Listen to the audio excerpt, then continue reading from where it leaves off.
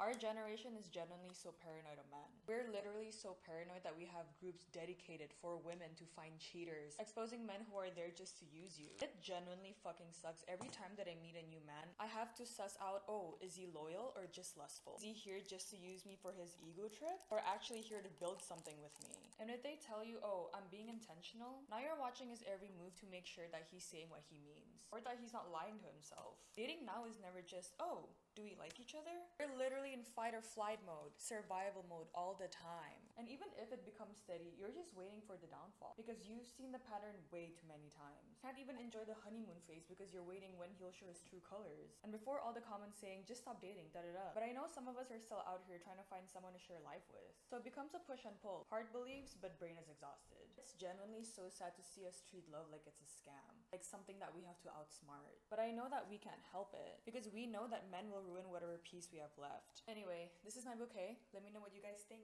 Women who have this thought process out themselves to everybody that they only date chads, and how loose they are dealing with men. Because what she's describing here only happens when you all go after the same guys and give them easy early access to you. And if you took a page from men's dating books and dated down a little bit and not be so easy, those worries you have would go down. Why do you think men date and marry down? Because they're trying to mitigate all those risks you're saying. The problem here is that these women only exclusively deal with the top 10. So this perspective they get that only comes from dealing with these men alone is all that they believe is out there, and that these are the reasons why dating is so messed up and has nothing to do with them, when really the reason why you have to be on high alert all the time is entirely because of your choices. You're choosing the bad boy alpha chads who are more likely to do this because A, that's just who they are, and that's partly why you chose them anyways, and B, they get unlimited choices because of women like you, who just sit there, flock to them, and patiently wait until they become available again one way or another. You're setting yourself up in these optimal conditions for this stuff to happen by only dating the guys that are more likely to do this, and since all of you only date them and have your legs open for them on their beck and call, you're giving them every opportunity to. On our second point of how they're always going to be in fight and flight mode, and they can't enjoy the honeymoon phase because you're waiting to see if he shows his true colors or not. We already had a solution for that. It was called marriage. And if that guy wanted to live with you, put his peen in you, that's what he had to do. That's how you guys used to mitigate your risk. And if he's willing to sign that government contract, it was probably a safe bet. Now nothing's foolproof here, but this is how people used to mitigate each other's risk and keep accountability towards each other, so that if someone breaks it, there's a cost. So if you're upset that you have to be paranoid all the time, this is entirely on you. You made your entry fee as low as you up, not require any contract to keep people accountable, and then specifically choose the men that are going to do the thing you're afraid of. This paranoia is entirely of your own doing. If you just simply lower your standards, required marriage before access, make him a sandwich, and drain his balls, a lot of this paranoia would go away, on your end at least. Yeah, the guy you get probably won't be your first choice, as those guys won't pay that high bar you have, but if you do find a guy that does all that, you're ensuring your odds are better that he won't do the stuff you're worried about. And if you wanted to take this a step further, you should have done that 10 years ago. The bottom line here is that these women are creating these conditions. This is what years of slurring around gets you, and what you all do all affects each other. And now that your consequences are here for doing all that, don't come to us because the chads won't settle for you. You made it this way. So now either make some compromises on somebody else or get in Chad's harem.